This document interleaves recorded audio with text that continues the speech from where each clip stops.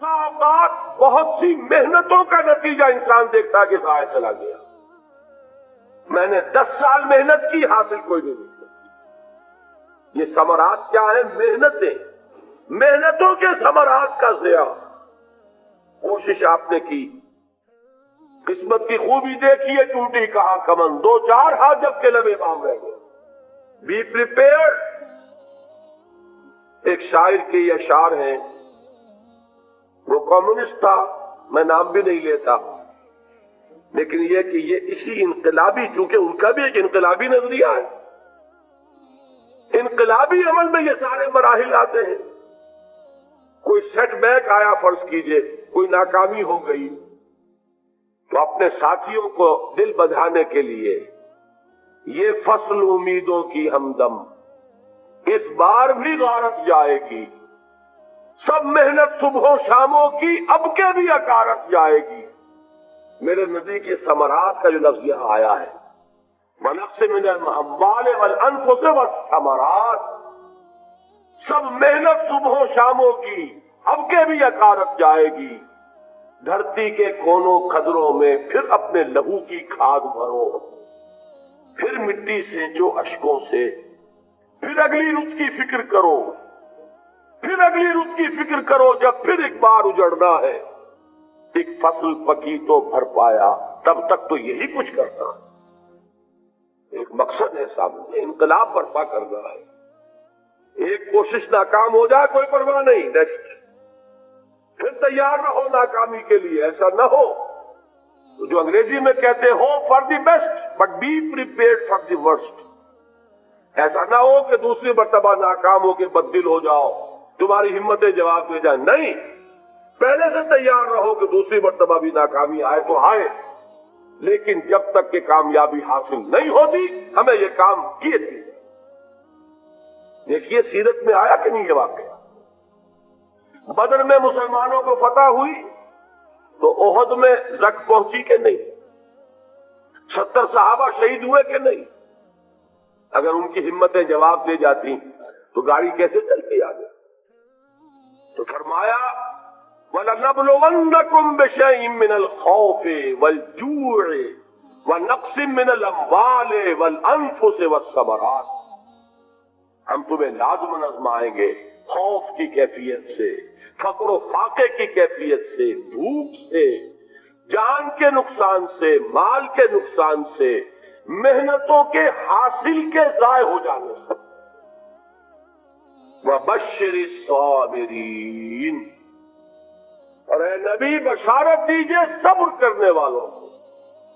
الَّذِينَ إِذَا أَصَابَتْهُمْ مُصِيبَةٌ، وہ کہ جب ان پر کوئی تکلیف آئے، کوئی مصیبت آئے، کوئی آزمائش آئے، قالوا انا للہ وانا الیہ راجعون، وہ یہ کہے کہ ہم اللہ ہی کے ہیں، اللہ ہی کی طرف لوٹ جانا ہے. یہ وہی انداز ہے جو میں نے فارسی کا شعر سنایا تھا آپ کو کہ سرے تسلیم خم ہے جو مزاج یار میں آئے. وہ ہمارا مولا ہے، ہمارا آقا ہے. اگر اسے یہی منظور ہے تو ہمیں بھی یہی منظور. میں نے تسلیم و رضا کی بات کی تھی نا، آپ کو کچھ شعر سنائے تھے. ایک شعر اور سنیے، اور یہ کس کا ہے؟ محمد علی جوہر کا. ایک مرتبہ جیل گئے، ان کی ایک بیٹی جوان بیمار ہوئی، بہت ہو گئی. باہر چھوڑا انگریز نے، جاؤ بھی دفن کر دو بیٹی کو.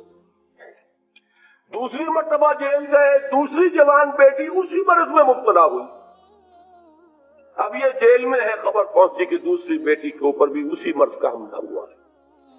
ایک نظم لکھی ہے جس کا آخری شعر یہ ہے: تیری صحت ہمیں منظور ہے لیکن اس کو نہیں منظور تو پھر ہم کو بھی منظور نہیں. یہ ہے، جب تک یہ کیفیت نہ ہو اس میدان میں آدمی ثابت قدم نہیں رہ سکتا کہ میرے رب کو اگر یہ منظور ہے تو یہی مجھے منظور ہے. اور تیری صحت ہمیں چاہیے تو ضرور، لیکن ہمارے رب کو منظور نہیں تو ہمیں بھی منظور. راضی برضائے رب. وَبَشِّرِ الصَّابِرِينَ الَّذِينَ إِذَا أَصَابَتْهُمْ مُصِيبَةٌ قَالُوا إِنَّا لِلَّهِ وَإِنَّا إِلَيْهِ رَاجِعُونَ. نہ شود نصیب دشمن کے شود ہلاک تیغت، سر دوستہ سلامت کے تو خنجر آسمائی۔ اولئک علیہم صلوات من ربہم ورحمہ، یہی ہے وہ لوگ جن پر ان کے رب کی طرف سے عنایتیں ہیں اور رحمتیں ہیں۔ وَأُولَٰئِكَ هُمُ الْمُهْتَدُونَ، اور یہی ہے وہ لوگ جو کامیاب ہونے والے، ہدایت پانے والے، ہدایت یافتہ۔ اسی سورہ بقرہ میں ذرا آگے چل کر، یہ تو ہے 20واں رکوع، 19واں رکوع، 21ویں رکوع کی پہلی آیت ہے لَيْسَ الْبِرَّ أَن تُوَلُّوا وُجُوهَكُمْ قِبَلَ الْمَشْرِقِ وَالْمَغْرِبِ وَلَٰكِنَّ الْبِرَّ مَنْ آمَنَ بِاللَّهِ وَالْيَوْمِ الْآخِرِ وَالْمَلَائِكَةِ وَالْكِتَابِ وَالنَّبِيِّينَ وَآتَى الْمَالَ عَلَىٰ حُبِّهِ ذَوِي الْقُرْبَىٰ وَالْيَتَامَىٰ وَالْمَسَاكِينَ وَابْنَ السَّبِيلِ وَالسَّائِلِينَ وَفِي الرِّقَابِ وَأَقَامَ الصَّلَاةَ وَآتَى الزَّكَاةَ وَالْمُوفُونَ بِعَهْدِهِمْ إِذَا عَاهَدُوا وَالصَّابِرِينَ فِي الْبَأْسَاءِ وَالضَّرَّاءِ وَحِينَ الْبَأْسِ۔ اب یہ آیت جو ہے سورۃ العصر میں جو مضامین آئے تھے سارے اس میں موجود ہیں۔ وہاں ایمان کا لفظ آیا، یہاں 5 ایمانیات کی تفصیل آ گئی، اعمال کی تفصیل آئی، اور آخری بات وہاں کیا ہے وَتَوَاصَوْا بِالصَّبْرِ، اور یہاں کیا ہے وَالصَّابِرِينَ فِي الْبَأْسَاءِ وَالضَّرَّاءِ وَحِينَ الْبَأْسِ، اور صبر کرنے والے، اصل نیکی ان کی ہے جو صبر کرے، کس میں؟ جنگ کے وقت، ذرائے، باسائے، باسا کہتے ہیں فقر اور فاقہ، واحد آئے گا باس تو اس کے معنی جنگ، اور باسا جمع میں آئے گا تو فاقہ، فقر، بھوک، اور ذرائے جسمانی تکلیف، ضرر، جسمانی تکلیفوں میں صبر کرنے والے، فقر اور فاقے میں صبر کرنے والے، اور جنگ کے وقت صبر کرنے والے۔ اولئک الذین صدقوا واولئک هم المتقون، یہ ہے وہ لوگ جو صبر کرنے والے ہیں، یہ ہے جو سچے ہیں، جو اپنے دعوے میں نیکی کے اور ایمان کے ثابت ہیں، اور یہی وہ لوگ ہیں جو متقی۔ اگلی سورت ہے سورہ آل عمران، اس میں 2 لفظ آئے ہیں، آخری آیت یا ایھا الذین آمنوا اصبروا وصابروا ورابطوا واتقوا اللہ لعلکم تفلحون۔ دیکھیے یہاں صبر اور صابر، جو تعلق جہاد اور جہاد کا ہے وہی ہے صبر اور مصابرت۔ صبر ایک طرفہ عمل ہے، آپ جھیل رہے ہیں، برداشت کر رہے ہیں، صبر علی المعصیہ، صبر علی الطاعہ، صبر علی الابتلاء، یہ سب کیا ہے؟ صبر۔ اور مصابرت کیا ہے؟ صبر کا صبر سے مقابلہ۔ یہ سورہ آل عمران، اب وقت نہیں ہے، میں آپ کو سناتا اللہ تعالیٰ نے کیسے کیسے مسلمانوں سے کہا، مسلمانوں تمہیں زک پہنچی ہے تو انہیں بھی تو پہنچی تھی، ان کے 70 نہیں مارے گئے تھے بدر میں، ان کے حوصلے جو ہیں وہ تو پست نہیں ہوئے، وہ اگلے سال آ گئے تم پر چڑھائی کر کے، تم کیوں اتنا برا مان رہے ہو؟ تمہارے دل اتنے زخمی کیوں ہو گئے؟ تمہیں تکلیف پہنچتی ہے تو انہیں بھی پہنچتی ہے۔ اپنی غیرت جو ہے ہمیں ذرا اس کا جائزہ لینا چاہیے۔ لوگ باطل نظریات کے لیے کتنی قربانیاں دے رہے ہیں، لوگ باطل چیزوں کے فروغ کے لیے کتنی محنتیں کر رہے ہیں۔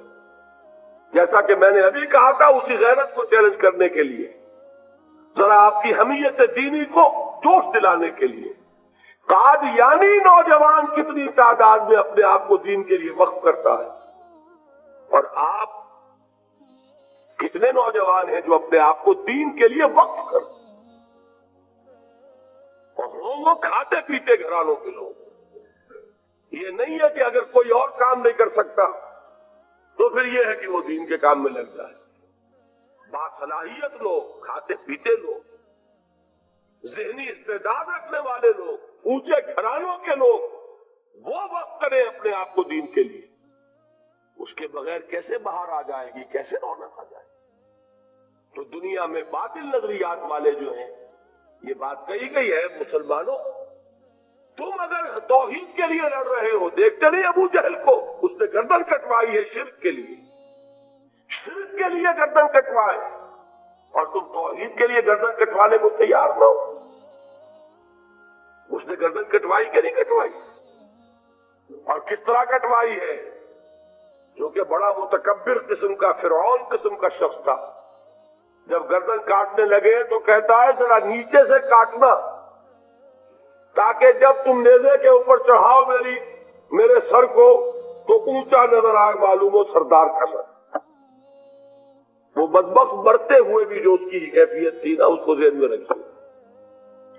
تو یہ اس لوگوں نے قربانیاں دی، جانیں دی، تو فرمایا اگر تم ان سے زیادہ قربانی نہیں دو گے، جو نوٹ کر لیجیے اس کو، مجرد اگر حق کو غالب کرنا اللہ کے ذمے ہو تو آنے واحد میں غالب کر دے گا، تمہیں تکلیف ہی دینے کی ضرورت نہیں۔